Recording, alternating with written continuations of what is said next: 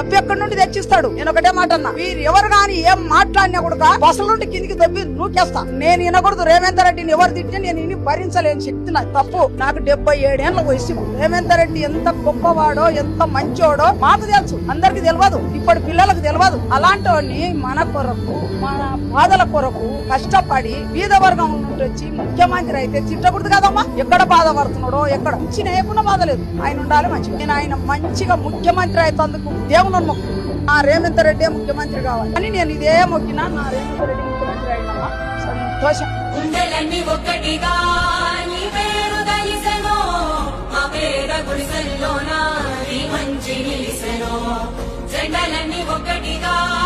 ఒకేడు కలిసెనో, నీ నవ్వు చాలంటూనే ఈ జనం మురిసెనో.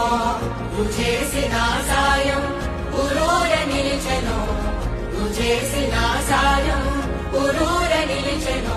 మళ్ళీ నీ కోసం గొంతెత్తి పిలిచెనో. జెండలన్నీ ఒక్కటిగా నీ పేరు కలిసెనో, మా పేద గుడిసెల్లోనా నీ మంచి